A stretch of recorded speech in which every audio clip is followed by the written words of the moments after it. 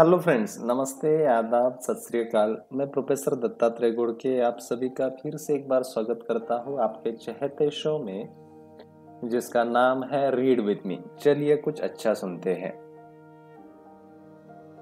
In earlier few episodes, we have started reading a very special book which is entitled as The Power of Your Subconscious Mind. And already we have completed almost first 10 chapters of this book. As far as that part 1 and part 2 is concerned, if you have missed any of the chapter from this book, you can find the link of the video of part 1 and part 2 in the description box as well as in the comment section.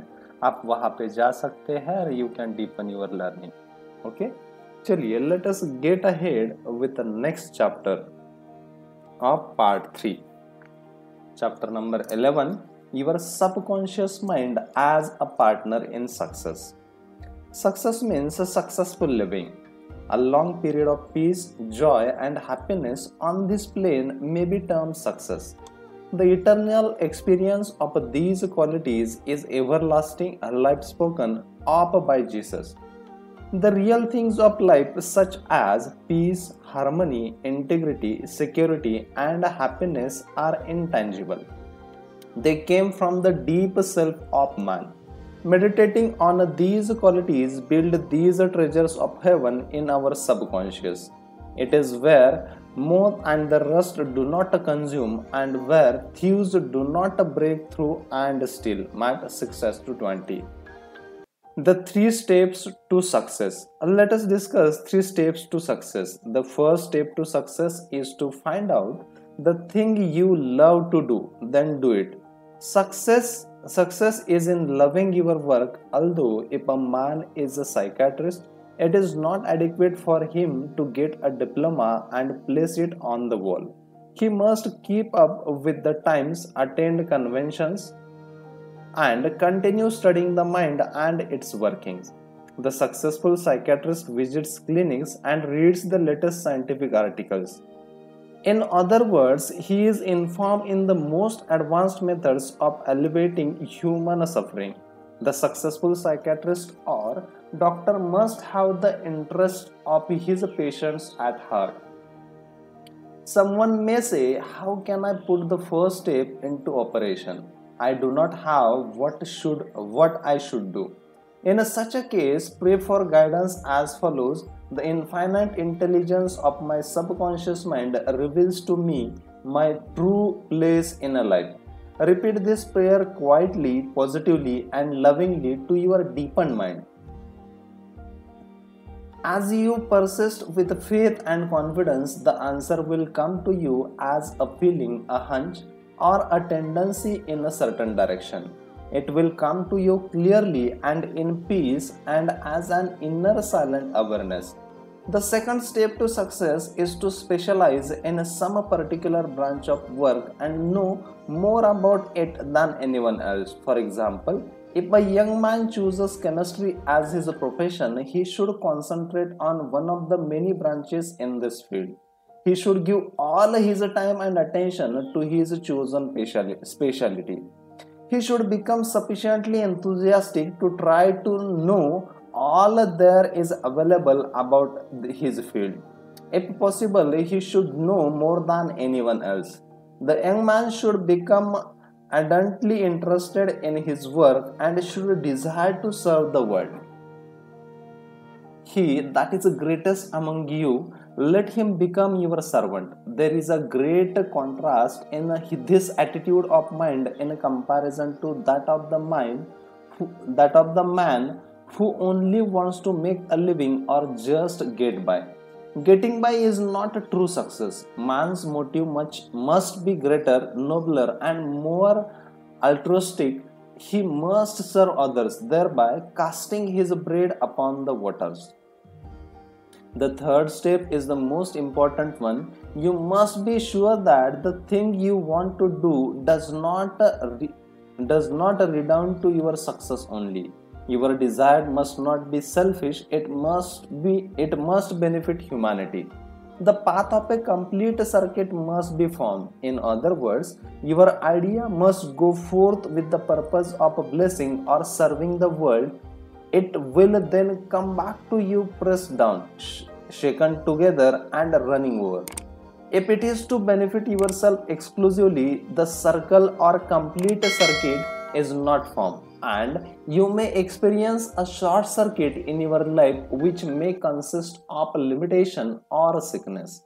The measure of a true success.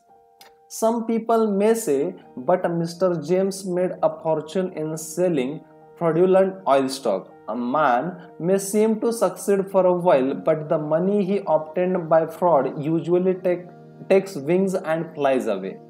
When we rob from another, we rob from ourselves because we are in a mood of lack and limitation, which may manifest itself in our body, home life, and affairs. What we think and feel, we create. We create what we believe. Even though a man may have accumulated a fortune of fidelity, he is not successful. There is no success without peace of mind. What good is a man's accumulated wealth if he cannot sleep night, is sick, or has a guilt complex? I knew a man in London who told me of his exploits. He had been a professional pickpocket and had amassed a large amount of money. He had a summer home in France and lived in a royal fashion in England. His story was that he was in constant dread of being arrested by Scotland Yard. He had many inner disorders which were undoubtedly caused by his constant fear and a deep-seated guilt complex. He knew he had done wrong.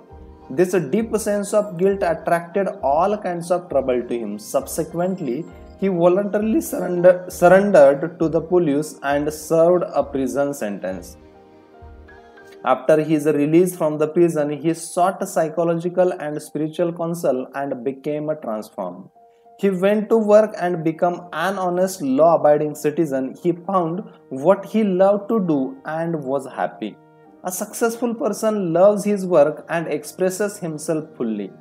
Success is contingent upon a higher ideal than the mere accumulation of riches. The man of success is the man who possesses great psychological and spiritual understanding. Many of the great industrialists today depend upon the correct use of their subconscious minds for their success. There was an article published some years ago about Plager, an oil magnate. He admitted that the secret of his success was his ability to see a project in its completion. For instance, in this case, he closed his eyes, imagined a big oil industry, saw trains running on tracks, heard whistles blowing, and saw smoke. Having seen and felt the fulfillment of his prayer, his subconscious mind brought about its realization. If you imagine an objective clearly, you will be provided with the necessities in ways you know not of through the wonder-working power of your subconscious mind. In considering the 3 steps to success, you must never forget the underlying power of the creative forces of your subconscious mind. This is the energy in the back of all steps in any plan of success. Your thought is creative. Thought fused with feeling becomes a subjective faith or belief, and according to your belief is it done unto you. Knowledge of a mighty force in you, which is capable of bringing to pass all your desires, gives you confidence and a sense of peace. Whatever your field of action may be, you should learn the laws of your subconscious mind.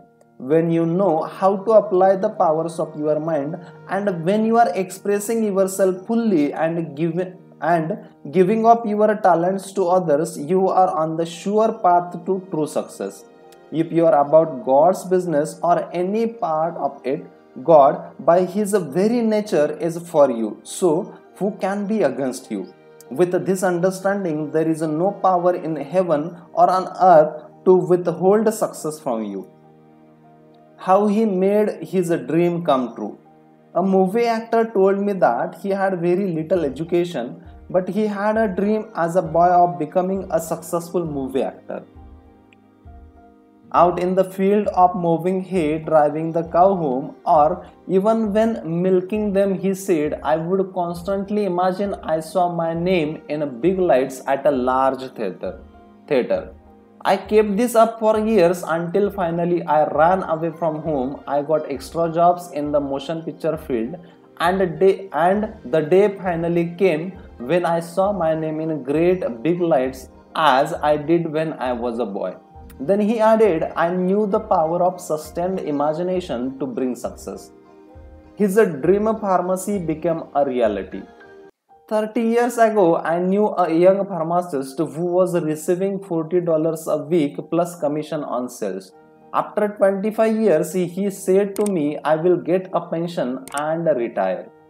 I said to this young man, why don't you own your own store? Get out of this place, raise your size, have a dream for your children. Maybe your son wants to be a doctor, perhaps your daughter desires to be a great musician. His answer was that he had no money. He began to awaken to the fact that whatever he could conceive as a true, he could give conception. The first step towards his goal was his awakening to the powers of his subconscious mind, which I briefly elaborated on for his benefit. His second step was his realization that if he could succeed in conveying an idea to his subconscious mind, the latter would somehow bring it to pass. He began to imagine that he was in his own store. He mentally arranged the bottles, dispensed prescriptions, and imagined the several clerks in the store waiting on customers. He also visualized a big bank balance. Mentally, he worked in that imaginary store like an actor. He lived the role. Act as though I am and I will be. This pharmacist put himself wholeheartedly into the act, living, moving, and acting on the assumption that he owned the store. The sequel was interesting. He was discharged from his position. He found new employment with a large chain store, became a manager, and later on district manager. He saved enough money in 4 years to provide a down payment on a drugstore of his own. He called it his dream pharmacy. It was, he said, exactly the store I saw in my imagination. He became a recognized success in his chosen field and was happy doing what he loved to do. Using the subconscious mind in business. Some years ago, I gave a lecture to a group of businessmen on the powers of imagination and the subconscious mind. In this lecture, I pointed out how Jyoti used his imagination wisely when confronted with difficulties and predicaments. His biographers point out that he was accustomed to feel many hours quietly holding imaginary conversations. It is well known that his custom was to imagine one of his friends before him in a chair answering him in the right way. In other words, if he were concerned over any problems, he imagined his friend giving him the right or appropriate answer, accompanied with the usual gestures and toned qualities of voice, and he made the entire imaginary scene as real and as vivid as possible. One of the men present at this lecture was a young stockbroker. He proceeded to adapt the technique of Jyoti. He began to have mental imaginary conversation with a multimillionaire banker friend of his and who used to congratulate him on his wise and sound judgment and compliment him on his purchase of the right stocks. He used to dramatize this imaginary conversation until he had psychologically fixed it as a form of belief in his mind. This broker's inner talking and controlled imagination certainly agreed with his aim, which was to make sound investments for his clients. His main purpose in life was to make money for his clients and to see them prosper financially by his wise counsel. He is still using his subconscious mind in his business, and he is a brilliant success in his field of endeavor. Boy of 16 years turns failure into success. A young boy who was attending high school said to me, I am getting very poor grades. My memory is failing. I do not know what is the matter. I discovered that only thing wrong with this boy was his attitude, which was one of the indifference and resentment towards some of his teachers and fellow students. I taught him how to use his subconscious mind and how to succeed in his life, in his studies. He began to affirm certain truths several times a day, particularly at night prior to sleep, and also in the morning after awakening. These are the best times to impregnate the subconscious mind. He affirmed as follows: I realize that my subconscious mind is a storehouse of memory. It retains everything I read and hear from my teachers. I have a perfect memory, and the infinite intelligence in my subconscious mind constantly reveals to me everything I need to know at all my examinations, whether written or oral. I radiate love and goodwill to all my teachers and fellow students. I sincerely wish for them success and all good things. This young man is now enjoying a greater freedom than he has ever known. He is now receiving all as he constantly imagines the teachers and his mother congratulating him on his success in his studies. How to become successful in buying and selling? In buying and selling, remember that your conscious mind is the starter and your subconscious mind is the motor. You must start motor to enable it to perform its work. Your conscious mind is the dynamo that awakens the power of your subconscious mind. The first step in conveying your clarified desires, idea, or image to the deeper mind is to relax, immobilize the attention, get still, and be quiet. This quiet, relaxed, and peaceful attitude of the mind prevents extraneous matter and false ideas from interfering with your mental absorption of your ideal. Furthermore, in the quiet, passive, and receptive attitude of mind, effort is reduced to a minimum. The second step is to begin to imagine the reality of that which you desire. For example, you may wish to buy a home, and in your relaxed state of mind affirms as follows: the infinite intelligence of my subconscious mind is all wise. It reveals to me now the ideal home, which is a central ideal, is in a lovely environment, meets with all my requirements and the commercial with my income. I am now turning this request over to my subconscious mind, and I know it responds according to the nature of my request. I release this request with absolute faith and confidence, in the same way that a farmer deposits a seed in the ground, trusting implicitly in the laws of growth. The answer to your prayer may come through an advertisement in the paper, through a friend, or you may be guided directly to a particular home, which is exactly what you are seeking. There are many ways by which your prayer may be answered. The principal knowledge in which you may place your confidence is that the answer always comes, provided you trust the working of your deeper mind. You may wish to sell a home, land, or any kind of property. In a private consultation with real estate brokers, I have told them of the way I sold my own home on Orlando Avenue in Los Angeles.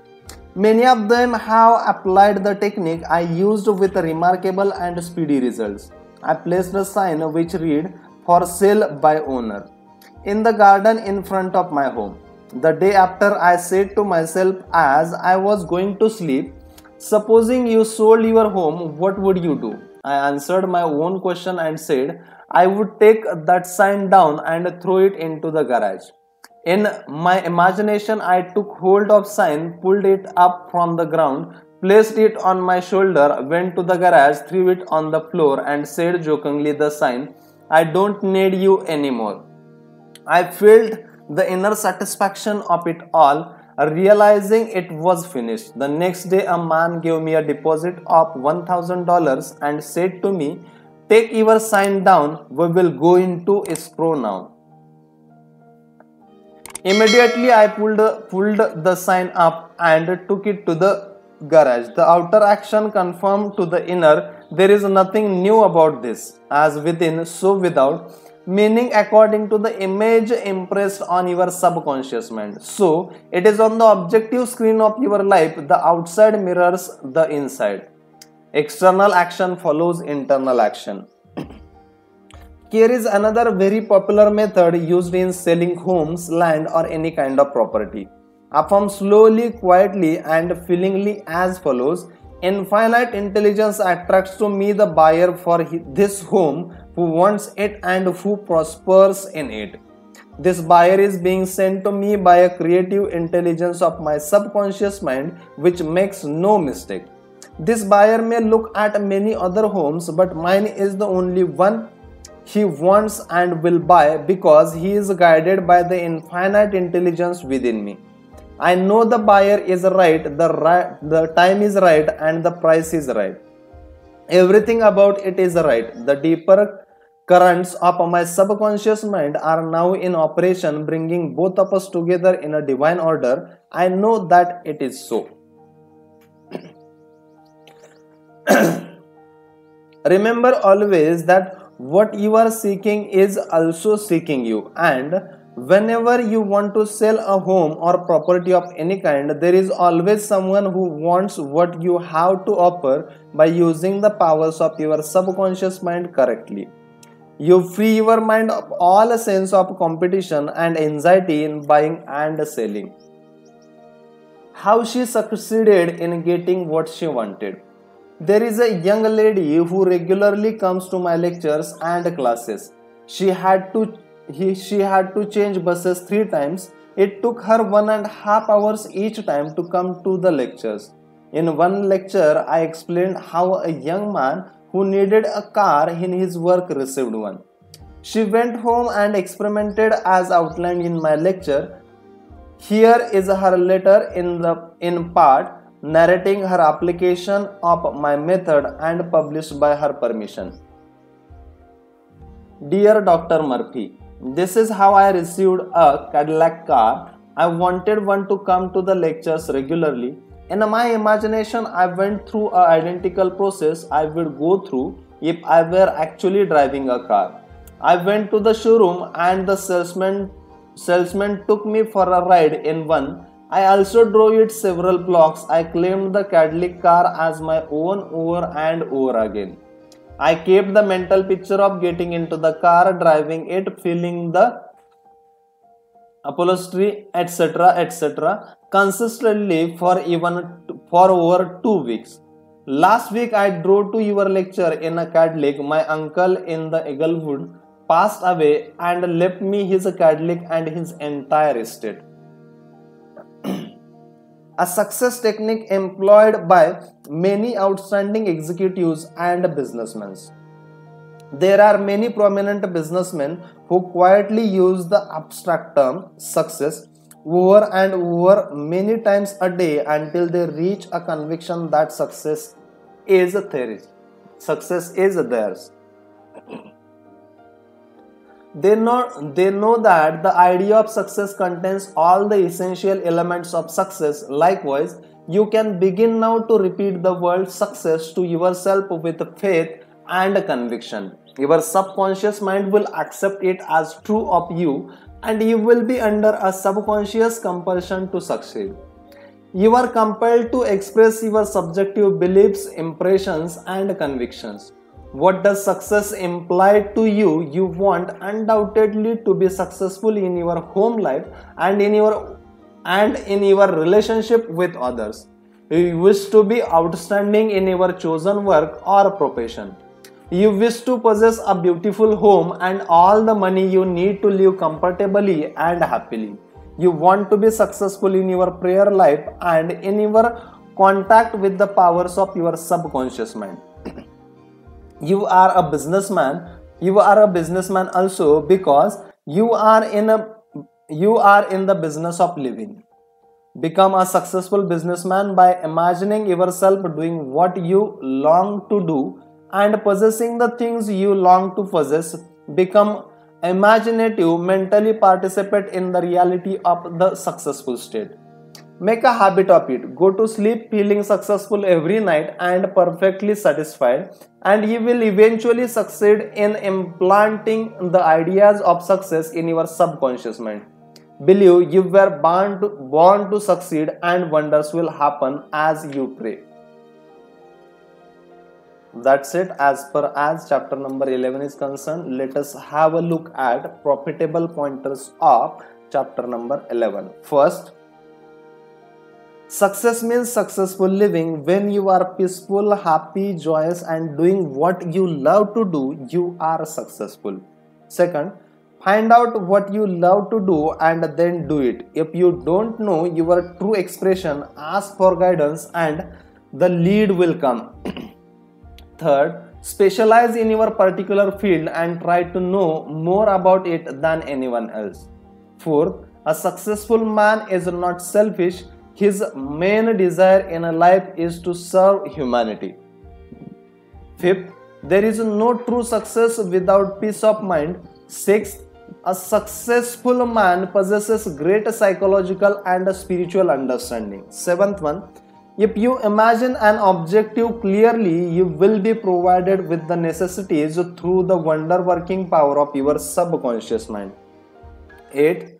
Your thought fused with feeling becomes a subjective belief, and according to your belief is it done unto you. Ninth one, the power of sustained imagination draws forth the miracle working power of your subconscious mind. And 10th, if you are seeking promotion in your work, imagine your employer, supervisor, or loved one congratulating you on your promotion. Make the picture vivid and real. Hear the voice, see gestures, and feel the reality of it all. Continue to do this frequently, and through frequent occupancy of your mind, you will experience the joy of the answered prayer. 11th one, your subconscious mind is a storehouse of memory. For a perfect memory affirmed frequently, the infinite intelligence of my subconscious mind reveals to me everything I need to know at all times everywhere.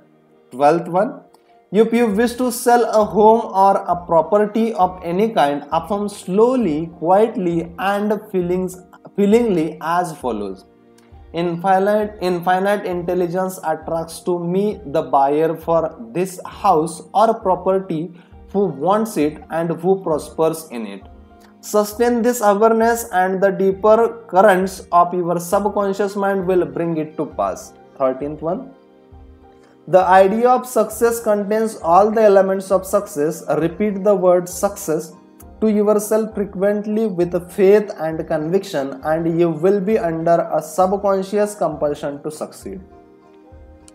Let us get ahead with the chapter number 12.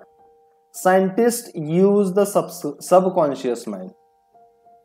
Many scientists realize the true importance of subconscious mind. Edison, Marconi, Kettering, Poincaré, Einstein, and many others have used the subconscious mind. It has given them the insight and the know-how for all their great achievements in modern science and industry. Research has shown that the ability to bring into action the subconscious power has determined the success of all the great scientific and research workers. An instance of how a famous chemist, Friedrich von Strandzon, used his subconscious mind to solve his problem is as follows.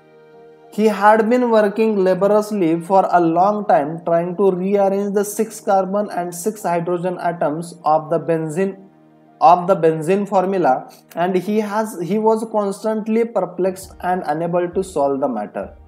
Tired and exhausted, he turned the request over completely to his subconscious mind. Shortly afterwards, as he was about to board a London bus, his subconscious presented his conscious mind with a sudden flash of the snake biting its own tail and turning around like a pinwheel. This, this answer from his subconscious mind gave him the long sought answer of the circular rearrangement of the atoms that is known as a benzene ring. How a distinguished scientist brought forth his inventions. Nikola Tesla was a brilliant electrical scientist who brought forth the most amazing innovations. When an idea for a new invention came into his mind, he would build it up in his imagination, knowing that his subconscious mind would reconstruct and reveal to his conscious mind all the parts needed for its manufacture in a concrete form. Through quietly contemplating every possible improvement, he spent no time in correcting defects and was able to give the technicians the perfect product of his mind. He said, "Invariably, my device works as I imagined it should. In 20 years, there has not been a single exception." How a famous naturalist solved his problem. Professor Agassiz, a distinguished American naturalist, discovered indefatigable activities of his subconscious mind while he slept. His widow, in her biography of her famous husband, has reported the following. He had been for 2 weeks striving to decipher the somewhat obscure impression of the fossil fish on the stone slab in which it was preserved. Weary and perplexed, he put his work aside at last and tried to dismiss it from his mind. Shortly after, he worked one night, persuaded that while asleep he had seen his fish with all the missing features perfectly restored. But when he tried to hold and make fast, the image of escaped him. Nevertheless, he went early to the Jardin des Plantes, thinking that on looking anew at the impression he should see something which would put him on the track of his vision. In vain, the blood record was as black as ever. The next night he saw the fish again, but with no more satisfactory results. When he awoke, it disappeared from his memory as before. Hoping that the same experience might be repeated on the third night, he placed a pencil and paper beside his bed before going to sleep. Accordingly, toward morning, the fish reappeared in his dream, confusedly at first, but at last with such distinctness that he had no longer any doubt as to its zoological characters. Still half dreaming in perfect darkness, he traced these characters on the sheet of paper at the bedside. In the morning, he was surprised to see in his nocturnal sketch features which he thought it impossible the fossil itself should reveal. He hastened to the Jardin des Plantes and, with his drawing as a guide, succeeded in chiseling away the surface of the stone under which portions of the fish proved to be hidden. When wholly exposed, it corresponded with his dream and his drawing, and he succeeded in classifying it with ease. An outstanding physician solved the problem on diabetes. Some years ago, I received a clipping from a magazine describing the origin of discovery of insulin. This is the essence of the article as I recall it.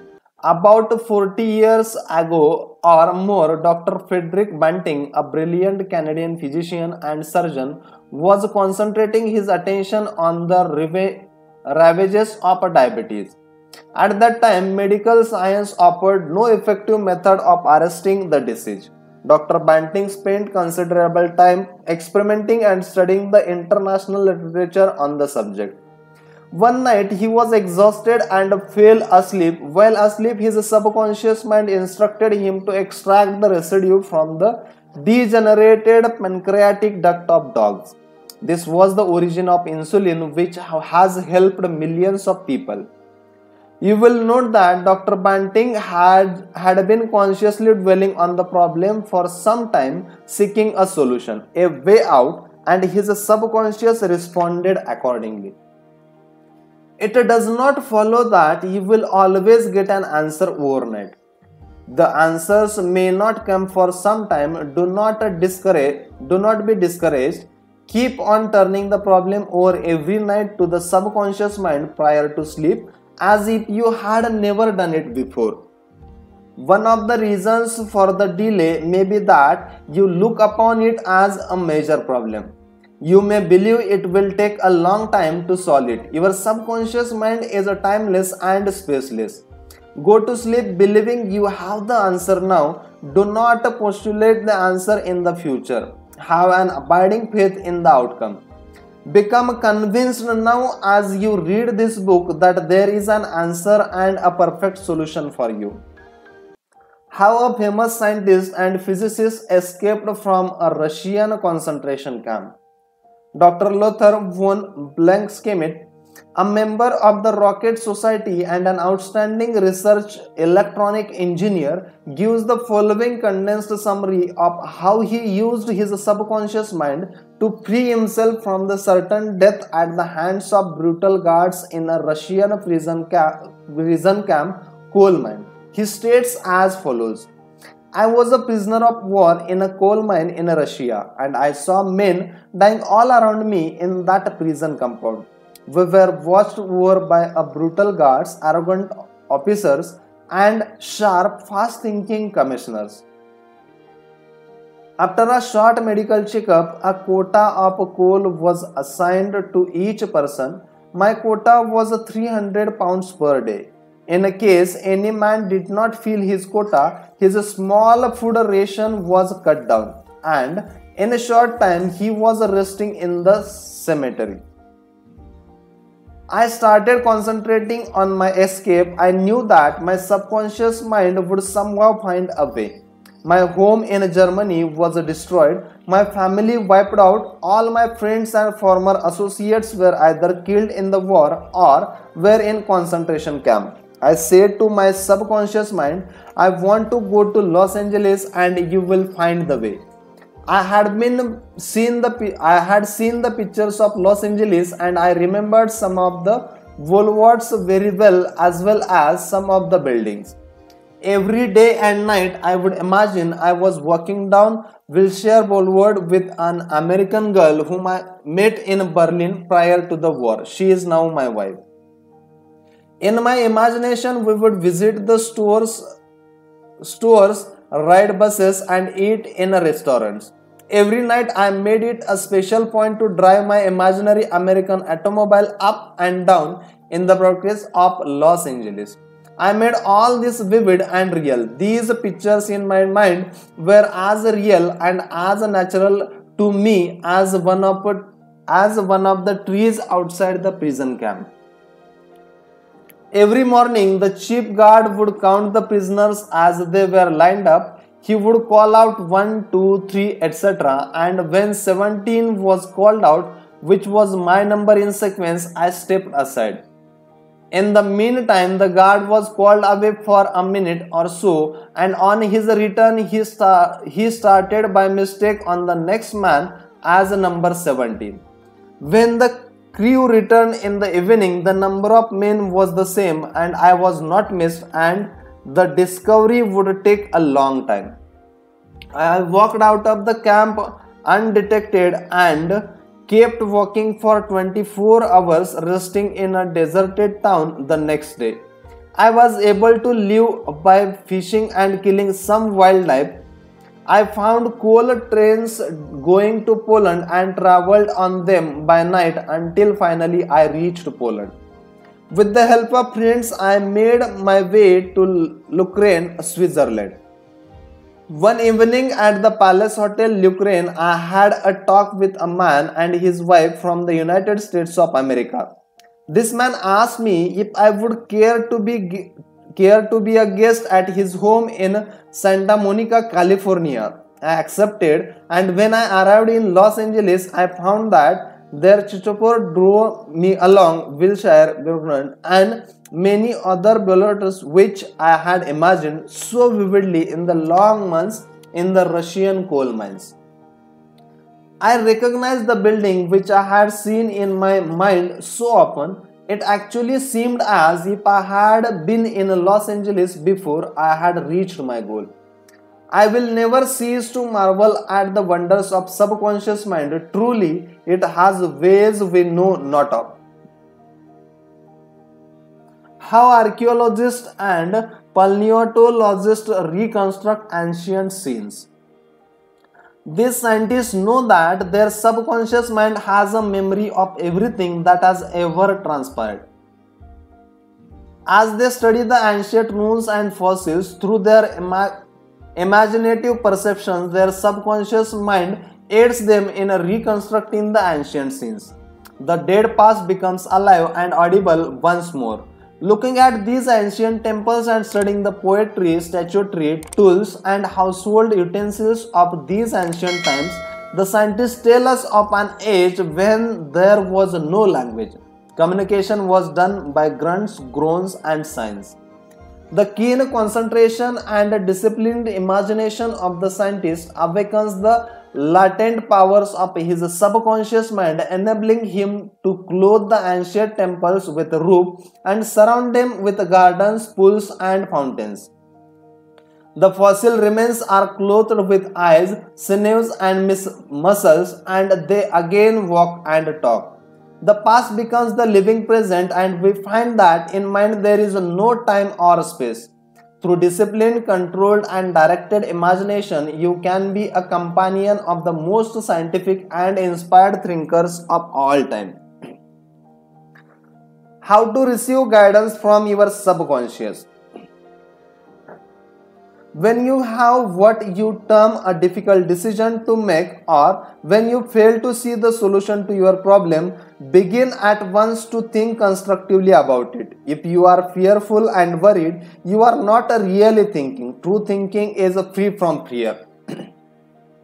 Here is a simple technique you can use to receive guidance on any subject. Quiet the mind and still the body. Tell the body to relax, it has to obey you. It has no volition, initiative, and self-conscious intelligence. Your body is an emotional disk which records your beliefs and impressions. Mobilize your attentions, focus your thoughts on the solution to your problem. Try to solve it with your conscious mind. Think of how happy you would be about the perfect solution. Sense the feeling you would have if the perfect answer were yours now. Let your mind play with this mood in a relaxed way, then drop off to sleep. Then when you awaken and you do not have the answer, get busy about something else. Probably when you are preoccupied with something else, the answer will come into your mind like toast pops out of a toaster. In receiving guidance from the subconscious mind, the simple way is the best. This is an illustration. I once lost a valuable ring which was an heirloom. I looked everywhere for it and could not locate it. At night I talked to the subconscious in the same manner that I could talk to anyone. I said to it prior to dropping off to sleep, "You know all things, you know where that ring is, and you now reveal to me where it is." In the morning I awoke suddenly with the words ringing in my ear, "Ask Robert." I thought it very strange that I should ask Robert, a young boy about 9 years of age. However, I followed the inner voice of intuition. Robert said, "Oh yes, I picked it up in the yard while I was playing with the boys. I placed it on the desk in my room. I did not think it worth anything, so I did not say anything about it." The subconscious mind will always answer you if you trust it. His subconscious revealed the location of his father's will. A young man who attends my lectures had this experience. His father died and apparently left no will. However, this man's sister told him that their father had confided to her that a will had been executed which was fair to all. Every attempt to locate the will failed. Prior to sleep, he talked to his deeper mind as follows: "I now turn this request over the subconscious mind. it know just where that will is and reveal it to me. Then he condensed his request down to one word answer, repeating it over and over again as a lullaby. He lulled himself to sleep with the words answer. The next morning, this young man had an overpowering hunch to go to a certain bank in Los Angeles where he found a safe deposit vault registered in the name of his father, the contents of which solved all his problems. Your thought as you go to sleep arouses the powerful latency which is within you. For example, let us suppose you are wondering whether to sell your home, buy a certain stock, severe partnership, move to a New York to stay in Los Angeles, dissolve the present contract or take a new one. Do this, sit quietly in your armchair or at the desk in your office. Remember that there is a universal law of action and reaction. The action is your thought, the reaction is the response from your subconscious mind. The subconscious mind is reactive and reflexive. This is its nature. It rebounds, rewards and repays. It is the law of correspondence. It responds by corresponding. As you contemplate a right action, you will automatically experience a reaction or response in yourself, which represents the guidance or answer of your subconscious mind. In seeking guidance, you simply think quietly about a right action, which means that you are using the infinite intelligence resident in the subconscious mind to the point where it begins to use you. From there on, your course of action is directed and controlled by the subjective wisdom within you, which is all-wise and omnipotent. Your decision will be right. There will be a right action because you are under a subjective compulsion to do the right thing. I use the word compulsion because the law of subconscious is a compulsion, the secret of guidance. The secret of guidance or right action is to mentally devote yourself to the right answer until you find its a response in you. The response is a feeling, an inner awareness and an overpowering hunch whereby you know that you know. You have used the power to point where it begins to use you. You cannot possibly fail or make one false step while operating under the subjective wisdom within you. You will find that all your ways are pleasantness and all your paths are peace. That's it as far as chapter number 12 is concerned. Let us go ahead with highlights to recall of chapter number 12. First, remember that the subconscious mind has determined the success and wonderful achievements of all great scientific workers. Second, by giving your conscious attention and devotion to the solution of perplexing problem, your subconscious mind gathers all the necessary information and presents it full-blown to the conscious mind. Third, if you were wondering about the answer to a problem, try to solve it objectively. Get all the information you can from research and also from others. If no answer comes, turn it over to your subconscious mind prior to sleep and answer always comes. It never fails. Fourth one, you do not always get the answer overnight. Keep on turning your request over to your subconscious until the day breaks and shadows flee away. Fifth one, you delay the answer by thinking it will take a long time or that it is a major problem. Your subconscious has no problem, it knows only the answer. Sixth, believe that you have the answer now. Feel the joy of the answer and the way you would feel if you had the perfect answer. Your subconscious will respond to your feeling. Seventh one, any mental picture backed by faith and perseverance will come to pass through the miracle working power of your subconscious. Trust it, believe in its power, and wonders will happen as you pray. Eighth one, your subconscious is the storehouse of memory, and within your subconscious are recorded all your experiences since childhood. Ninth one, Scientists meditating on ancient scrolls, temples, fossils, etc. are able to reconstruct scenes of the past and make them alive today. Their subconscious mind comes to their aid. 10. Turn over your request for a solution to your subconscious prior to sleep. Trust it and believe in it, and the answer will come. It knows all and sees all, but you must not doubt or question its powers. 11th one, the action is your thought and the reaction is the response of your subconscious mind. If your thoughts are wise, your actions and decisions will be wise. And finally, 12th one, guidance comes as feelings and inner awareness, an overpowering hunch whereby you know that you know. It is an inner sense of touch. Follow it.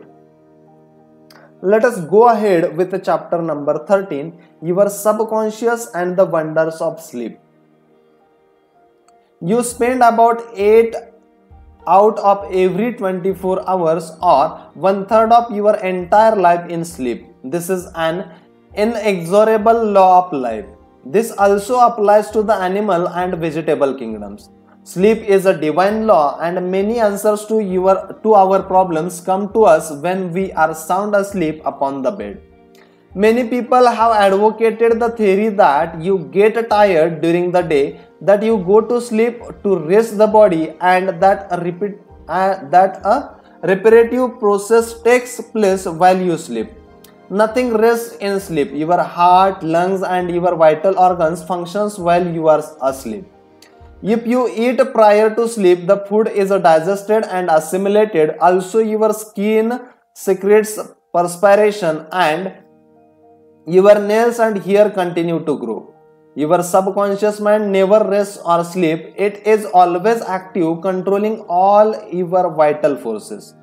The healing process takes place more rapidly while you are asleep, as there is no interference from your conscious mind. Remarkably, answers are given to you while you are asleep.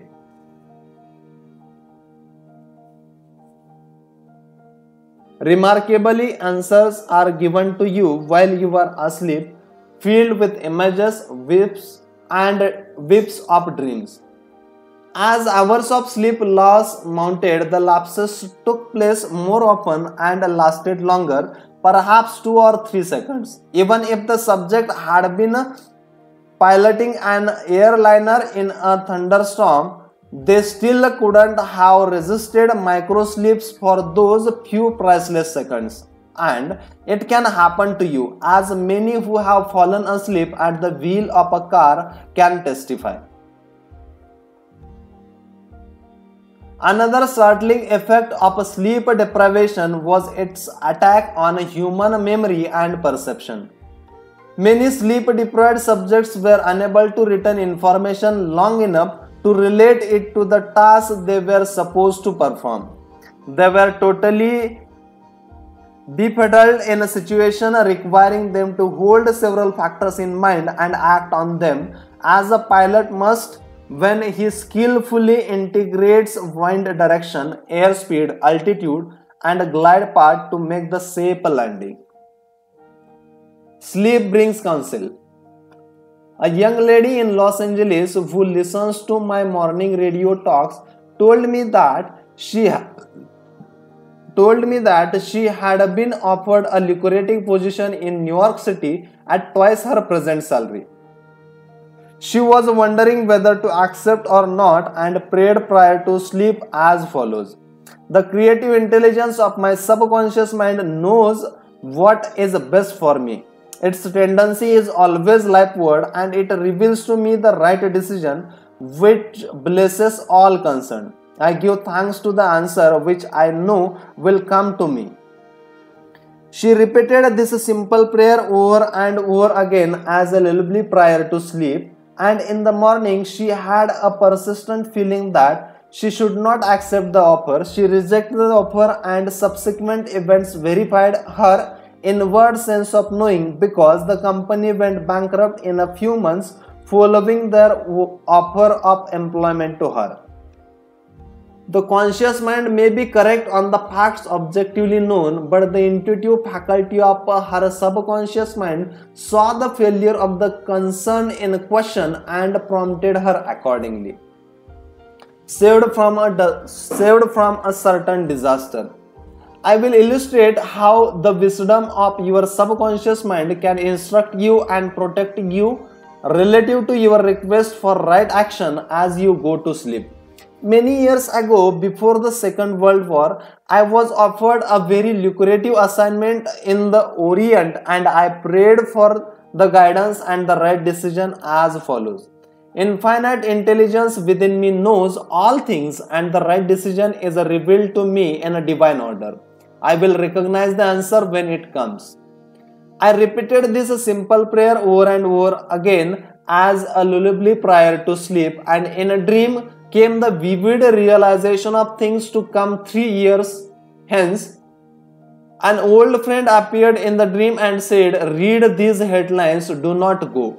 The headlines of the newspaper which appeared in the dream related to war and attack on Pearl Harbor.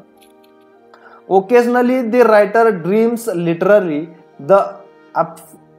The aforementioned dream was undoubtedly a dramatization of the subconscious mind which projected a person whom I trusted and respected.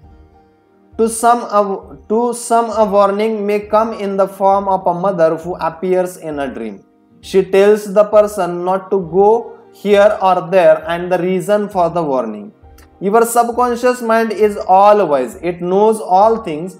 Oftentimes, it will speak to you only in a voice that your conscious mind will immediately accept as a truth.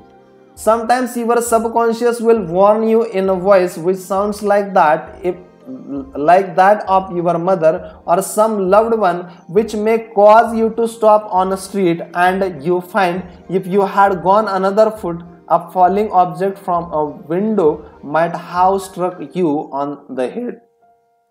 My subconscious mind is one of the universal subconscious, and it knew the Japanese were planning a war, and it also knew when the war would start.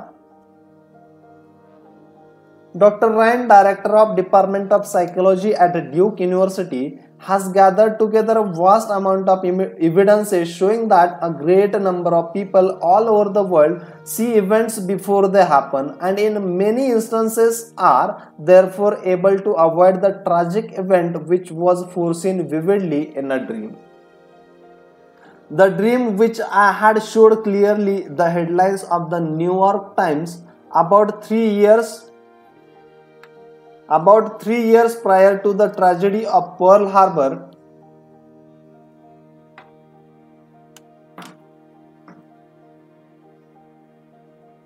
The dream which I had showed clearly the headlines in the New York Times about 3 years prior to the tragedy of Pearl Harbor. In consequence of this dream, I immediately cancelled the trip as I felt a subconscious compulsion to do so. 3 years later, the Second World War proved the truth of the inner voice of intuition. Your future is in your subconscious mind. Remember that the future, the result of your habitual thinking, is already in your mind, except when you change it through prayer. The future of a country likewise is in the collective subconscious of the people of that nation. There is nothing strange in the dream and I had wherein I saw a headline of the New York newspaper long before the war began. The war had already taken place in mind and all the plans of attack were already engraved on that great recording instrument, the subconscious mind or collective unconscious of the universal mind. Tomorrow's events are in your subconscious mind, so are next week's and next month's, and they may be seen by a highly psychic or clairvoyant person. No disaster or tragedy can happen to you if you decide to pray. Nothing is predetermined or foretold. Your mental attitude, that is the way you think, feel and believe, determines your destiny. You can You can, through scientific prayers, which is explained in a previous chapter, mold, fashion, and create your own future. Whatsoever a man soweth, that shall he also reap.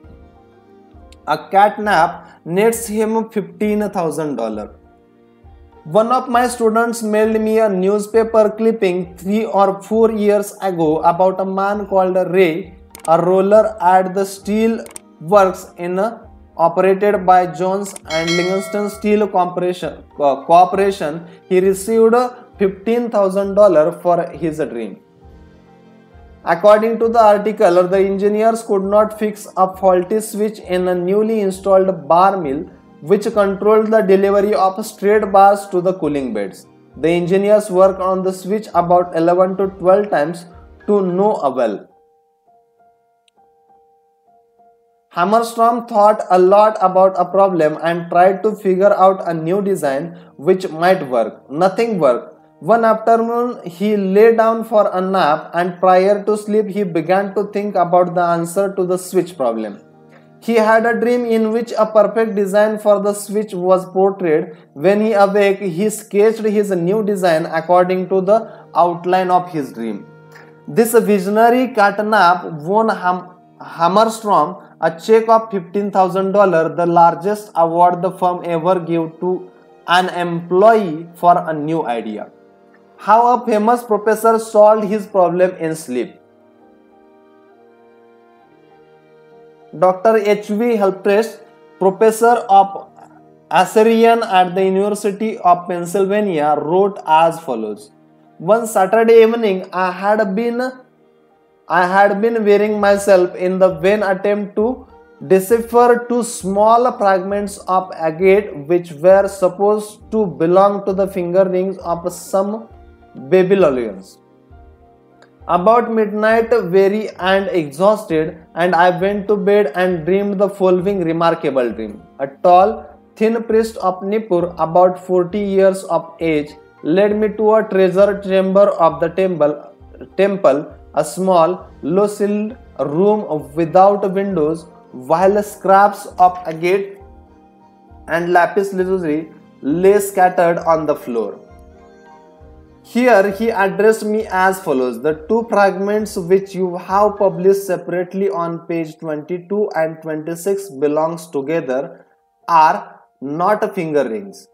The first two rings served as earrings for statue of the god. The two fragments you have are the portions of them.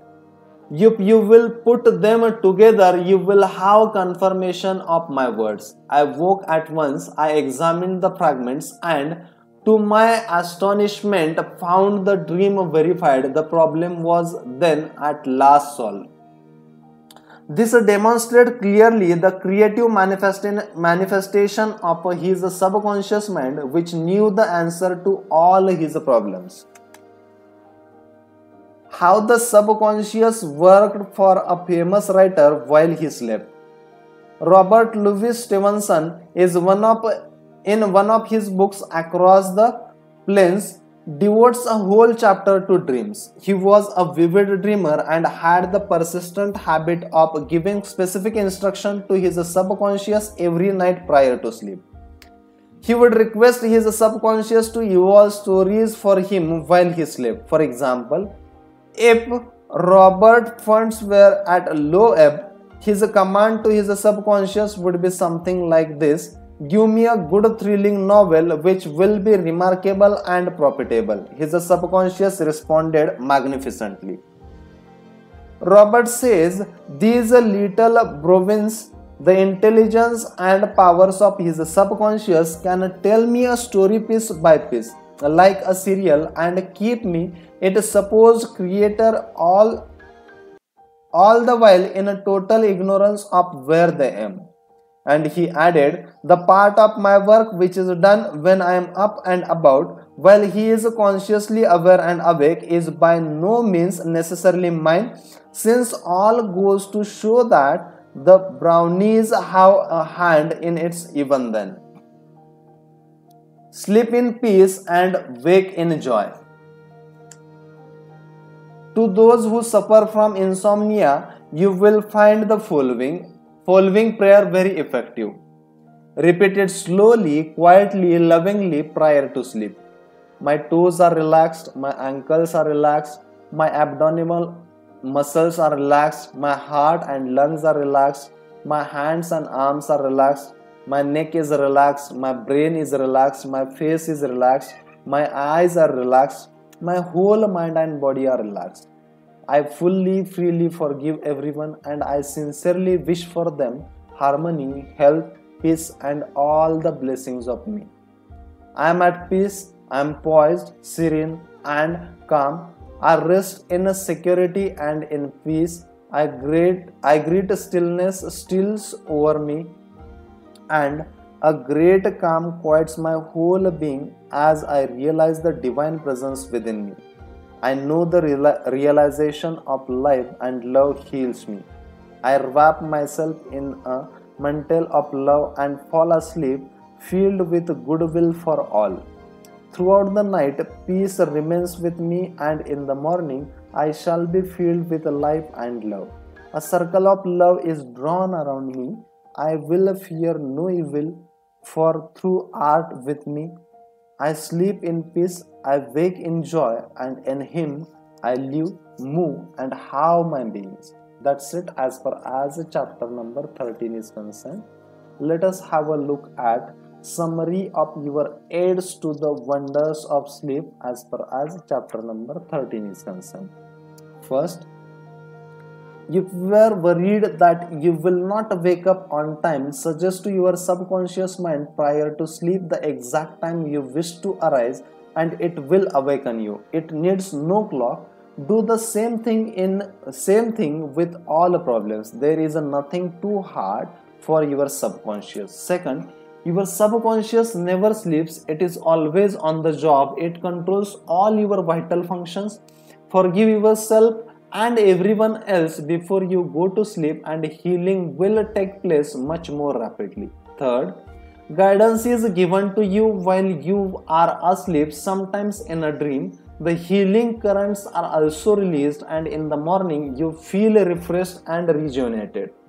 Fourth one, when troubled by the vexation and strife of the day, still the wheels of your mind and think about the wisdom and intelligence lodged in your subconscious mind, which is ready to respond to you. This will give you peace, strength, and confidence. Fifth one, sleep is essential for peace of mind and health of body. Lack of sleep can cause irritation, depression, and mental disorders. You need 8 hours sleep. Sixth, medical research scholars point out that insomnia precedes psychotic breakdowns. Seventh one, you are spiritually recharged during sleep. Adequate sleep is essential for joy and vitality in a life. Eighth one, your tired brain craves sleep so hungrily that it will sacrifice anything to get it. Many who have fallen asleep at the wheel of an automobile can testify to this. Ninth one, many sleep deprived people have poor memories and lack proper coordination. They become befuddled, confused, and disoriented. 10th, sleep brings counsel. Prior to sleep, claim that the infinite intelligence of your subconscious mind is guiding and directing you. Then watch for the lead which comes perhaps on awakening. 11th one, trust your subconscious completely. Know that its tendency is always lifeward. Occasionally, your subconscious answers you in a very vivid dream and a vision in the night. You can forward in a dream in the same way as the author of this book was warned. 12th one, your future is in your mind now based on your habitual thinking and beliefs.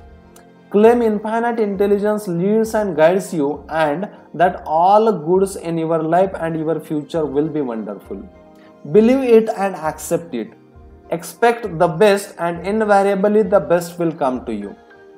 13th one, if you are writing a novel, play, or book, or are working on an invention, speak to your subconscious mind at night and claim boldly that its wisdom, that its wisdom, intelligence, and power are guiding, directing, and revealing to you the ideal play, novel, book, or revealing the perfect solution, whatever it may be.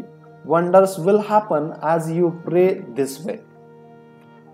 Let us go ahead with chapter number 14, your subconscious mind, and chapter number 14, your subconscious mind and marital problems. Ignorance of the functions and powers of the mind is the cause of all marital trouble. Each using the law of mind correctly can solve friction between husband and wife. By praying together, they stay together.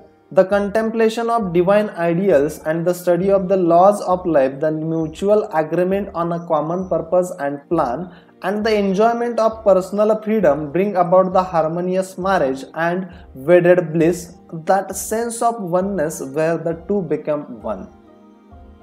The best time to prevent divorce is before marriage. It is not wrong to try to get out of a very bad situation. But why get into a bad situation in the first place? Would it not be better to give attention to the real cause of marital problems? In other words, to really get at the root of the matter involved. As with all other problems of men and women, the problem of divorce, separation, annulment, and endless litigation are directly traceable to lack of knowledge of the working and interrelationship of conscious and subconscious mind. The meaning of marriage. Marriage to be real must first be on a spiritual basis. It must be of heart, and the heart is the chalice of love. Honesty, sincerity, kindness, and integrity are also forms of love.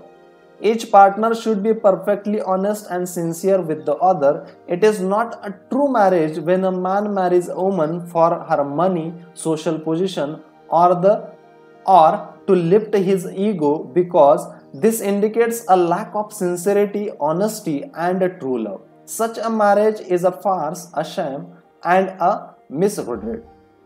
When a woman says, I am tired working, I want to get married because I want security, her premise is false. She is not using the laws of mind correctly. Her security depends upon her knowledge of the interaction of the conscious and subconscious mind and its application. I need to repeat this. Her security depends upon her knowledge of the interaction of conscious and subconscious mind and its application. For example, a woman will never lack for wealth or health if she applies the techniques outlined in the respective chapters of this book. Her wealth can come to her independent of her husband, father, or anyone else. A woman is not dependent on her husband for health, peace, joy, inspiration, guidance, love, wealth, security, happiness, or anything in the world. Her security and peace of mind come from her knowledge of the inner powers within her and from the constant use of the laws of her own mind in the constructive fashion. How to attract the ideal husband? You are now acquainted with the way your subconscious mind works. You know that whatever you impress upon it will be experienced in your world. Begin now to impress your subconscious mind with the qualities and characteristics you desire in a man. The following is an excellent technique. Sit down at night in your armchair, close your eyes, let go, relax the body, become very quiet, passive, and receptive. Talk to your subconscious mind and say to it, I am now attracting a man into my experience who is honest, sincere, loyal, faithful, peaceful, happy, and prosperous. These qualities which I admire are sinking down into my subconscious mind now. As I dwell upon these characteristics, they become a part of me and are embodied subconsciously. I know there is an irresistible law of attraction and that I attract to me a man according to my subconscious belief. I attract that which I feel to be true in my subconscious mind. I know I can contribute to his peace and happiness. He loves my ideals and I love his ideals. He does not want to make me over, neither do I want to make him over. There is mutual love, freedom, and respect. Practice this process of impregnating your subconscious mind. Then you will have the joy of attracting to you a man possessing the qualities and characteristics you mentally dwelt upon. Your subconscious intelligence will open up a pathway whereby both of you will meet according to the irresistible and changeless flow of your own subconscious mind. Have a keen desire to give the best that is in you of love, devotion, and cooperation. Be receptive to this gift of love which you have given to your subconscious mind. How to attract the ideal wife? Affirm as follows: I now attract the right woman who is in complete accord with him. This is a spiritual union because it is a divine love functioning through the personality of someone with whom I blend perfectly. I know I can give to this woman love, light, peace, and joy. I feel and believe I can make this woman's life full, complete, and wonderful. I now decree that she possesses the following qualities and attributes. She is spiritual, loyal, faithful, and true. She is harmonious, peaceful, and happy. We are irresistibly attracted to each other. Only that which belongs to love, truth, and beauty can enter my experience. Accept my ideal companion now. As you think quietly and with interest on the qualities and attributes which you admire in the companion you seek, you will build the mental equivalent into your mentality. Then the deeper currents of your subconscious mind will bring both of you together in a divine order. No need for third mistake. Recently, a teacher said to me, I have had 3 husbands and all 3 have been passive, submissive, and dependent on me to make all decisions and govern everything. Why do I attract such a type of men? I asked her whether she had known that her second husband was the effeminate type, and she replied, of course not.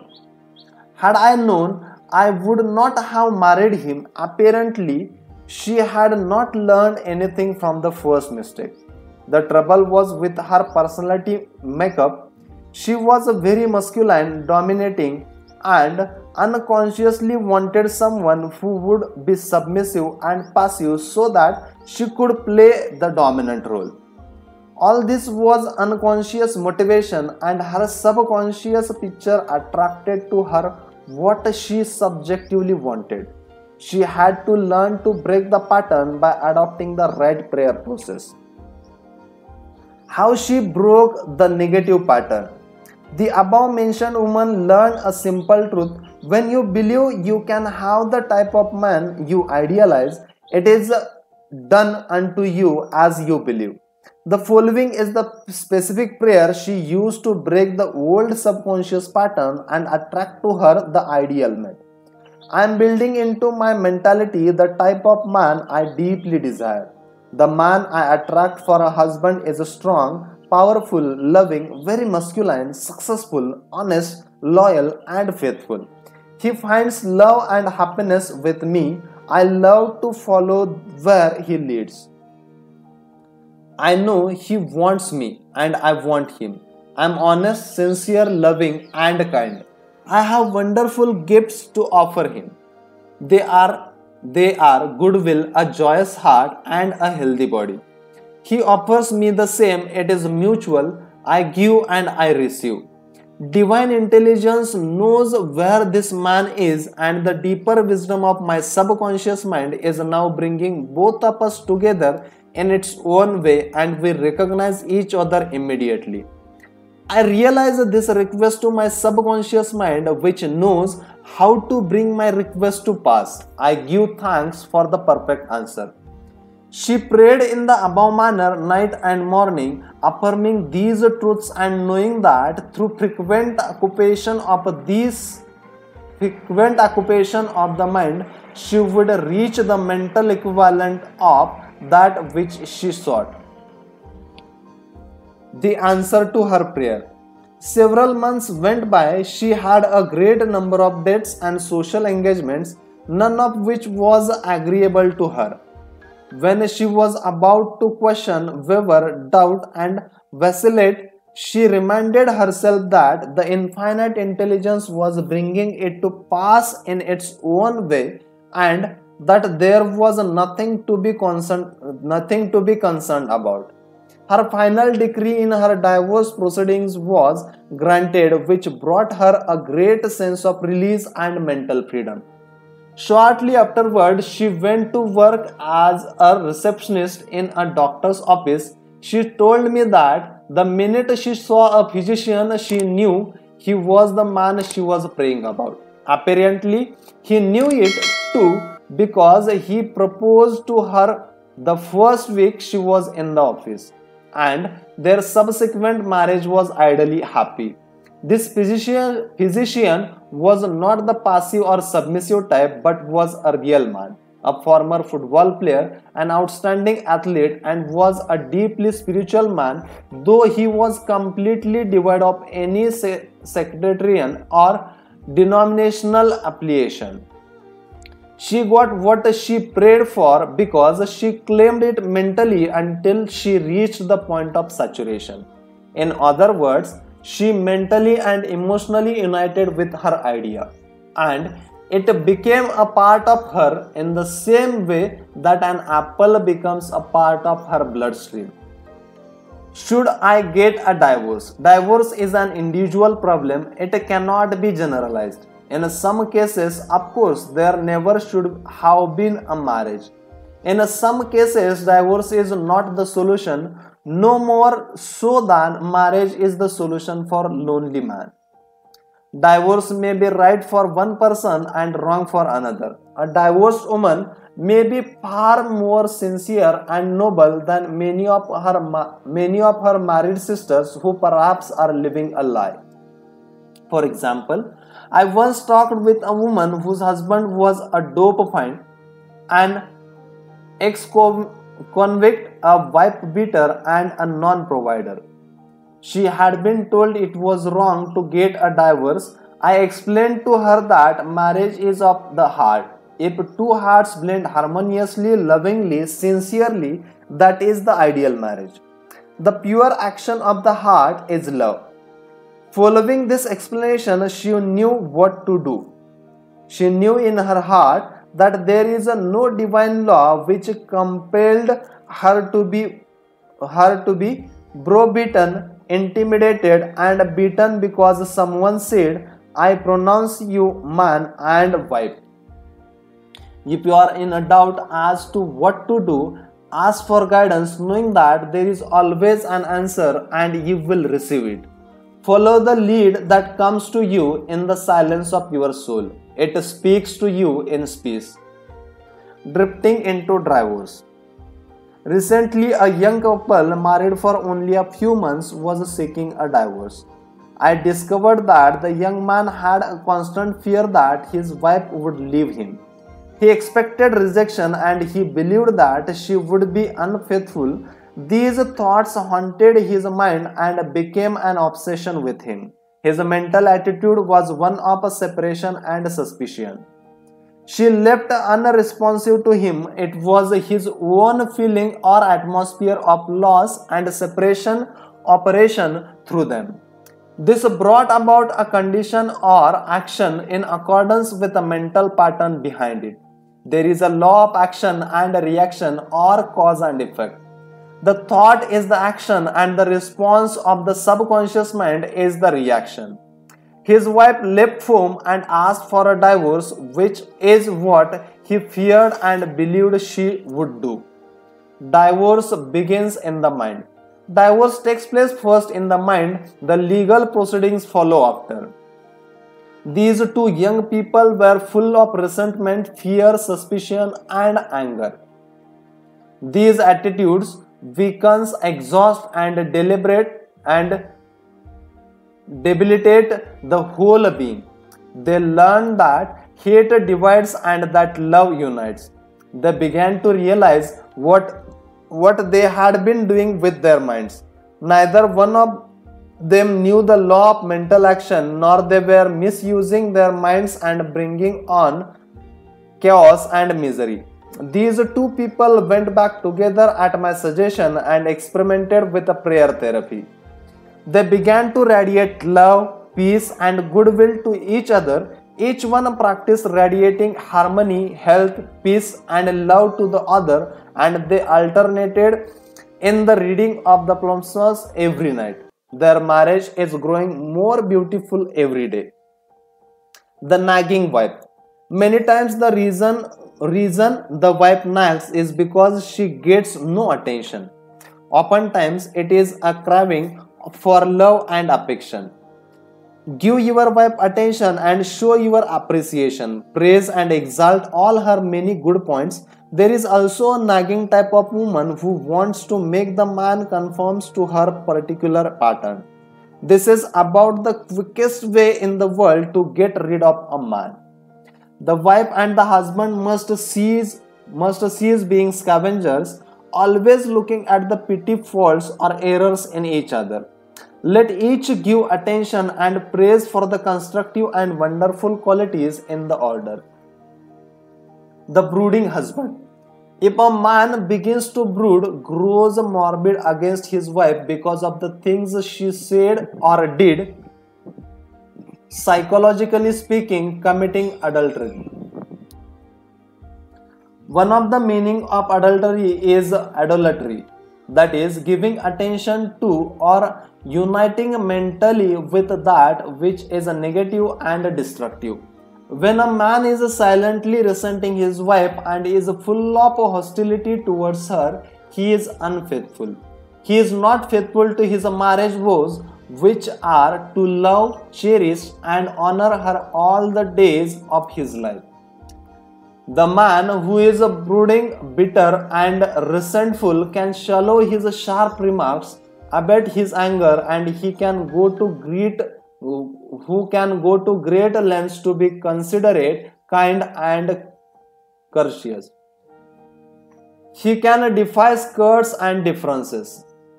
Through praise and mental effort, he can get out of his habit of antagonism.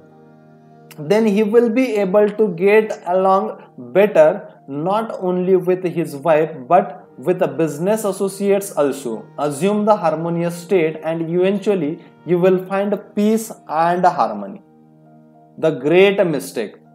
A great mistake is to discuss your marital problems or difficulties with neighbors and relatives. Suppose, for example, a wife says to neighbor, "John never gives me any money. He treats my mother abominably, drinks to excess, and is constantly abusive and insulting."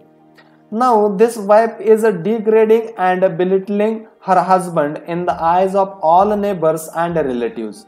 He no longer appears as the ideal husband to them. Never discuss your marital problems with anyone except a trained counselor. Why cause numerous people to think negatively of your marriage? Moreover, as you discuss and dwell upon these shortcomings of your husband, you are actually creating these states within yourself. Who is thinking and feeling it? You are. As you think and feel, so are you. Relatives will usually give you the wrong advice. It is usually biased and prejudiced because it is not given in an impersonal way. Any advice you receive which violates the golden rule, which is a cosmic law, is not good or sound. It is well to remember that no two human beings ever lived beneath the same roof without clashes of temperaments, periods of hurts and strain. Never display the unhappy side of your marriage to your friends. Keep your quarrels to yourself. Refrain from criticism and condemnation of your partner. Don't try to make your wife over. A husband must not try to make his wife over into a second edition of himself. The tactless attempt to change her in many ways is foreign to her nature. These attempts are always foolish and many times result is a dissolution of the marriage. These attempts to alter her, destroy her pride and self-esteem, and arouse a spirit of constraintness and resentment that proves fatal to the marriage bond. Adjustments are needed, of course, but if you have a good look inside your own mind and study your character and behavior, you will find so many shortcomings they will keep you busy the rest of your me. If you say, I will make him over into what I want, you are looking for trouble and a divorce court. You are asking for misery. You will have to learn the hard way that there is no one to change but yourself. Pray together and stay together. Pray together and stay together through steps in prayer. The first step, never carry over from one day to another accumulated irritations arising from the little disappointments. Be sure to forgive each other for any sharpness before you retire at night. The moment you awaken in the morning, claim infinite intelligence is guiding you in all your ways. Send out loving thoughts of peace, harmony, and love to your marriage partner, to all members of the family, and to the whole world. The second step, say grace at breakfast. Give thanks for the wonderful food, for your abundance, and for all your blessings. Make sure that no problems, worries, or arguments shall enter into the table conversation. The same applies to dinner time. Say to your wife or husband, I appreciate all you are doing and I radiate love and goodwill to you all the day long. The third step, the husband and wife should alternate in praying each night. Do not take your marriage partner for granted. Show your appreciation and love. Think appreciation and goodwill rather than condemnation or criticism and nagging. The way to build a peaceful home and a happy marriage is to use a foundation of love, beauty, harmony, mutual respect, faith in God, and all things good. Read the 23rd, 27th, and 91st Psalms and the 11th chapter of Hebrews, the 13th chapter of Iconoclastic, and other great texts of the Bible before going to sleep. As you practice these truths, your marriage will grow more and more blessed through the years. That's it as far as chapter number 14 is concerned. Let us go ahead with review your actions from chapter number 14. First, ignorance of mental and spiritual laws is the cause of all marital unhappiness. By praying scientifically together, you can stay together. Second, the best time to prevent divorce is before marriage. If you learn how to pray in the right way, you will attract the right mate for you. Third one, marriage is the union of a man and woman who are bound together by love. Their hearts beats as one and they move onward, upward, and Godward. Fourth one, marriage does not bequeath happiness. People find happiness by dwelling on the eternal truth of God and the spiritual values of life. Then the man and woman can contribute to each other's happiness and joy. Fifth one, you attract the right mate by dwelling on the qualities and characteristics you admire in a woman or a man, and then your subconscious mind will bring you together in a divine order. Sixth one, you must build into your mentality the mental equivalent of what you want in your marriage partner. If you want to attract an honest, sincere, and loving partner in life, you must be honest, sincere, and loving yourself. Seventh one, you do not have to repeat mistakes in marriage. When you really believe you can have the type man or woman you idealize, it is done unto you as you believe. To believe is to accept something as true. Accept your ideal companion now mentally. Eighth one, do not wonder how, why, or where you will meet the mate you are praying for. trust implicitly the wisdom of your subconscious mind. It has the know-how and you don't have to assist it. Ninth one, you are mentally divorced when you are indulged in pews, grudges, ill will, and hostility towards your marriage partner. You are mentally dwelling with error in the bed of your mind. Adhere to your marriage vows. I promise to cherish, love, and honor him or her all the days of my life. 10th one, cease projecting fear patterns to your marriage partner. Project love, peace, harmony, and goodwill, and your marriage will grow more beautiful and more wonderful through the years. 11th one, radiate love, peace, and goodwill to each other. These vibrations are picked up by the subconscious mind and resulting in mutual trust, affection, and respect. 12th one, a nagging wife is usually seeking attention and appreciation. She is craving for love and affection. Praise and exalt her many good points. Show her that you love her and appreciate her.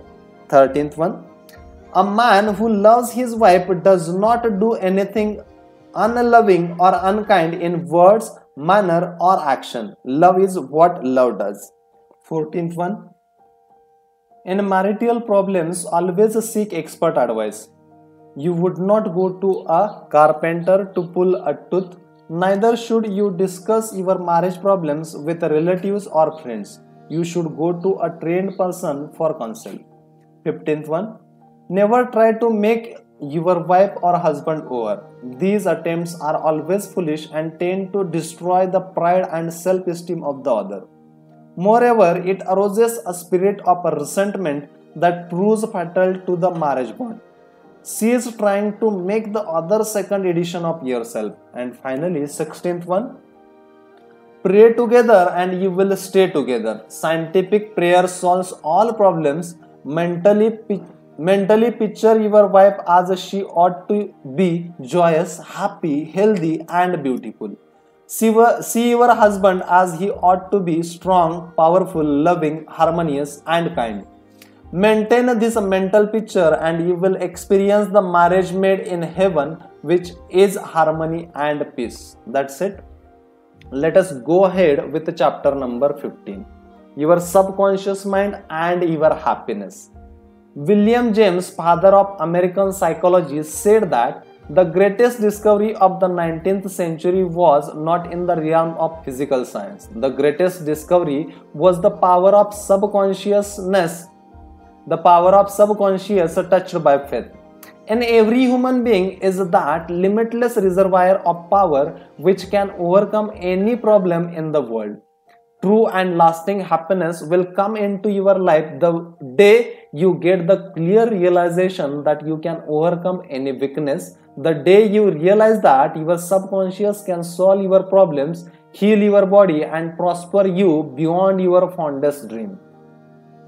You might have felt very happy when your child was born, when you got married, when you got graduated from the college, when you won a great victory or a prize. You might have been very happy when you became engaged to the loveliest girl or the most handsome man. You could go on and list innumerable experiences which have made you happy. However, no matter how marvelous these experiences are, they do not give real lasting happiness. They are transitory. The book of the Proverbs gives the answer: whoever trusteth in the Lord, happy is he. When you trust in the Lord, the power of the wisdom of your subconscious mind to lead, guide, govern, and direct all your ways, you will become poised, serene, and relaxed. As you radiate love, peace, and goodwill to all, you are really building a superstructure of happiness for all the day of your life. You must choose happiness. Happiness is a state of mind. There is a phrase in the Bible which says, "Choose you this day who you will serve." You have the freedom to choose happiness This may seem extraordinarily simple, and it is. Perhaps this is why people stumble over the way to happiness. They do not see the simplicity of the key to happiness. The great things of the life are simple, dynamic, and creative. They produce well-being and happiness. St. Paul reveals to you how you can think your way into a life of dynamic power and happiness in these words. Finally, brethren, whatsoever things are true, whatsoever things are honest, whatsoever things are just, whatsoever things are pure, whatsoever things are lovely, whatsoever things are of good report, if there be any virtue and if there be any praise, think on these things. How to choose happiness? Begin now to choose happiness. This is how you do it. When you open your eyes in the morning, say to yourself, Divine order takes charge of my life today and every day. All things work together for good for me today. This is a new and wonderful day for me. There will never be another day like this one. I am divinely guided all day long, and whatsoever I do will prosper. Divine love surrounds me, enfolds me, and enwraps me, and I go forth in peace. Whenever my attention wanders away from that which is good and constructive, I will immediately bring it back to the contemplation of that which is lovely and of good report. I am a spiritual and mental magnet, attracting to myself all things which bless and prosper me. I am going to be a wonderful success in all my undertakings today. I am definitely going to be happy all day long. Start each day in this manner, then you will be choosing happiness and you will be a radiant, joyous person. He made it a habit to be happy. A number of years ago, I stayed for about a week in a farmer's house in Connemara on the west coast of the Ireland. He seemed to be always singing and whistling and was full of humor. I asked him the secret of his happiness, and his reply was, "It is a habit of mine to be happy. Every morning when I awaken and every night before I go to sleep, I bless my family, the crops, the cattle, and I thank God for the wonderful harvest." This farmer had made a practice of this for over 40 years. As you know, thoughts repeated regularly and systematically sink into a subconscious mind and become habitual. He discovered that happiness is a habit. You must desire to be happy. There is one very important point about being happy. You must sincerely desire to be happy. There are people who have been depressed, dejected, and unhappy so long that they suddenly made happy by some wonderful, good, joyous news, they would actually be like the woman who said to me, "It is wrong to be so happy." They have been so accustomed to the old mental patterns that they do not feel at home being happy. They long for the former depressed and unhappy state. I knew a woman in England who had rheumatism for many years. She would pat herself on the knee and say, "My rheumatism is bad today. I cannot go out. My rheumatism keeps me miserable." This dear elderly lady got a lot of attention from her son, daughter, and neighbors. She really wanted her rheumatism. She enjoyed her misery, as she called it. This woman did not really want to be happy. I suggest a curative procedure to her. I wrote down some biblical verses and told her that if she gave attention to these truths, her mental attitude would undoubtedly change and would result in her faith and confidence in being restored to health. She was not interested. There seems to be a peculiar mental and morbid streak in many people whereby they seem to enjoy being miserable and sad. Why choose unhappiness? Many people choose unhappiness by entertaining these ideas. Today is a black day. Everything is going to go wrong. I'm not going to succeed. Everyone is against me. Business is bad and it is going to get worse. I'm always late. I never get the breaks. He can, but I can't. If you have this attitude of mind the first thing in the morning, you will attract all these experiences to you and you will be very unhappy. Begin to realize that the world you live in is determined largely by what goes on in your mind. Marcus Aurelius, the great Roman philosopher and sage, said, "A man's life is what his thoughts makes of it." I need to repeat this. A man's life is what his thoughts make of it. Emerson, America's foremost philosopher, said, "A man is what he thinks all day long." A man is what he thinks all day long. The thoughts you habitually entertain in your mind have the tendency to actualize themselves in physical conditions. Make certain you do not indulge in negative thoughts, defeatist thoughts, or unkind, depressing thoughts. Recall frequently to your mind that you can experience nothing outside your own mentality. If I had $1 million, I would be happy. I have visited many men in mental institutions who were millionaires, but they insisted they were penniless and destitute. They were incarnated because of psychotic, paranoid, and mental tendencies.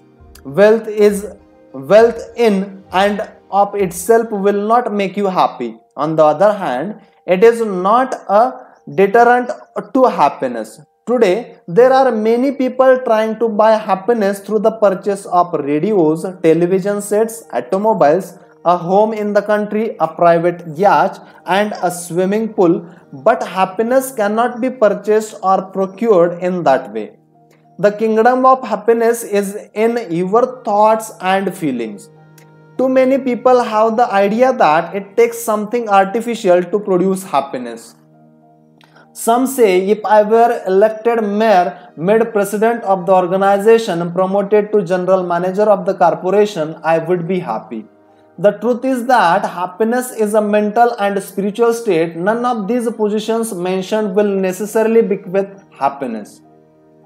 Your strength, joy, happiness consists in finding out the law of divine order and right action lodged in your subconscious mind, and by applying these principles in all phases of your life. He found happiness to be the harvest of a quiet man.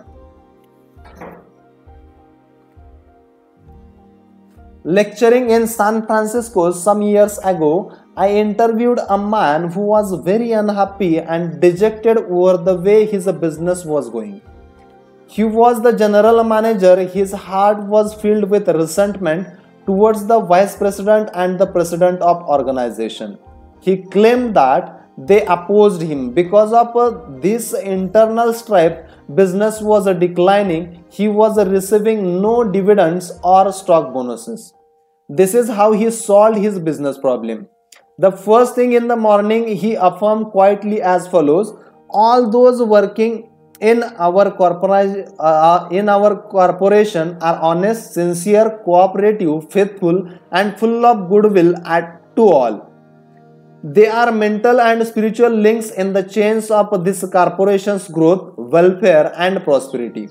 I radiate love, peace, and goodwill in my thoughts, words, and deeds to my two associates and to all those in the company. The president and the vice president of our company are divinely guided in all their undertakings. The infinite intelligence of my subconscious mind makes all decisions through me. There is only right action in all our business transactions and in our relationship with each other. I send the messengers of peace, love, and goodwill before me to the office. Peace and harmony reigns supreme in the minds and hearts of all those in the company, including myself. I now go forth into a new day full of faith, confidence, and trust. This business executive repeated the above meditation slowly 3 times in the morning, feeling the truth of what he affirmed. When fearful or angry thoughts came into his mind during the day, he would say to himself, "Peace, harmony, poise govern my mind at all times." As he continued disciplining his mind in this manner, all the harmful thoughts ceased to come and peace came into his mind. He reaped the harvest. Subsequently, he wrote me to the effect that at the end of about 2 weeks of reordering his mind, the president and vice president called him into the office, praised his operations and his new constructive ideas, and remarked how fortunate they were in having him as a general manager.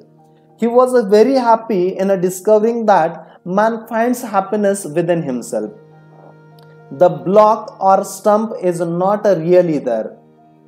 I read a newspaper article some years ago which told about a horse that had shined when he came to a stump on the road. Subsequently, every time the horse came to that same stump, he shied.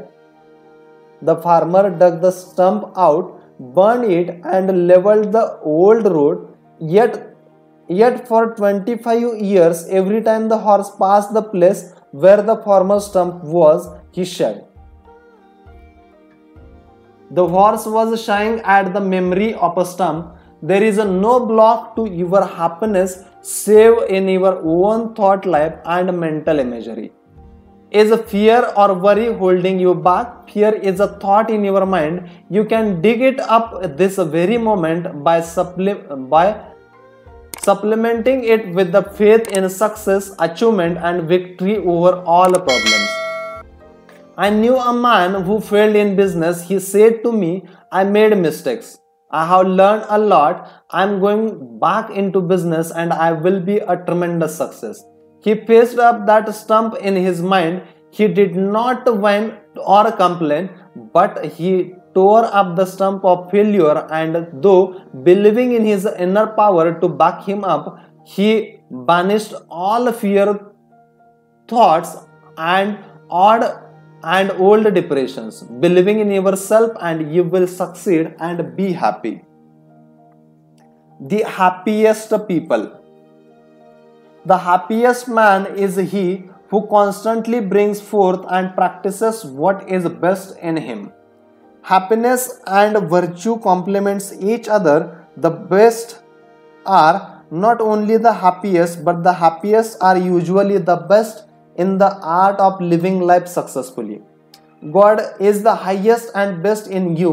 Express more of God's love, light, truth, and beauty, and you will become one of the happiest person in the world today. Epictetus, the Greek Stoic philosopher, said, "There is but one way to tranquility of mind and happiness.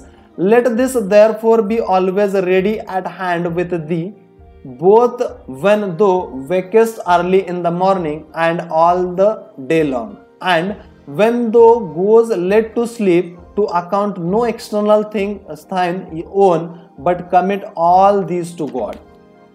That's it as far as chapter number 15 is concerned.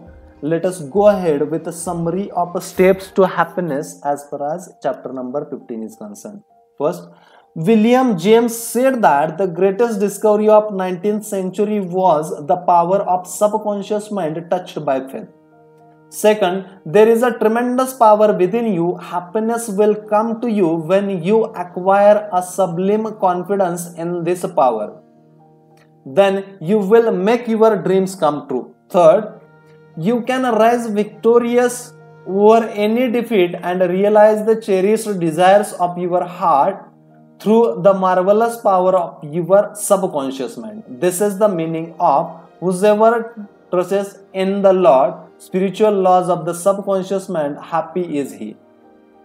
Fourth one, you must choose happiness. Happiness is a habit. It is a good habit to ponder upon it. Whatsoever things are true, whatsoever things are honest, whatsoever things are just, whatsoever things are pure, whatsoever things are lovely, whatsoever things are of a good report, if there be any virtue and if there be any praise, think on these things. Fifth one, when you open your eyes in the morning, say to yourself, I choose happiness today, I choose success today, I choose right action today, I choose love and goodwill for all today, I choose peace today. Pour life, love and interest into this affirmation, and you have chosen happiness. Sixth, give thanks for all your blessings several times a day. Furthermore, pray for the peace, happiness, and prosperity of all members of your family, your associates, and all people everywhere. Seventh one, you must sincerely desire to be happy. Nothing is accomplished without desire. Desire is a wish with the wings of imagination and faith. Imagine the fulfillment of your desire and feel its reality, and it will come to pass. Happiness comes to answered prayer. Happiness comes in answered prayer. Eighth one, by constantly dwelling on thoughts of fear, worry, anger, hate, and failure, you will become very depressed and unhappy. Remember, your life is what your thoughts make of it. Ninth one, you cannot buy happiness with all the money in the world. Some millionaires are very happy, some are very unhappy. Many people with very little worldly goods are very happy, and some are very unhappy. Some married people are happy and some very unhappy. Some single people are happy, some are very unhappy. The kingdom of happiness is in your thoughts and feelings. 10th one, happiness is the harvest of a quiet mind.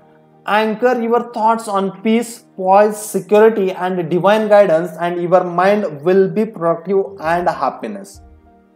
11th one, there is no block to your happiness. External things are not causative. These are efforts, not cause. Effects, not cause.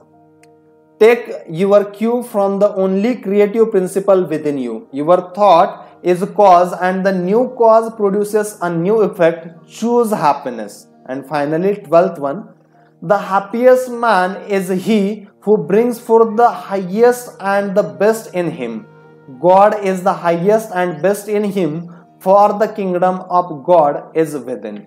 That's it as per as the part 3 of this very special book entitled as The Power of Your Subconscious Mind is concerned. तो चलिए मिलते हैं with the next episode of this very special book entitled as The Power of Your Subconscious Mind. तब तक हंसते रहिए, मुस्कुराते रहिए और कुछ अच्छा सुनते रहिए. अगर आपको बाहर जाने की जरूरत पड़ रही है तो please wear your mask and maintain social distancing, and अपने जो हाथ है वो बार बार साबुन से या सैनिटाइजर से साफ करते रहिए. In order to encourage our efforts or in order to appreciate our efforts, please do subscribe to our channel and help us by sharing this video with as many people as you can. Thank you so much all of you for connecting with us, and I'm damn sure that you all are going to help me for spreading this video with as many people as you can. Thank you so much once again. Appreciate our efforts by subscribing to our channel. Thank you.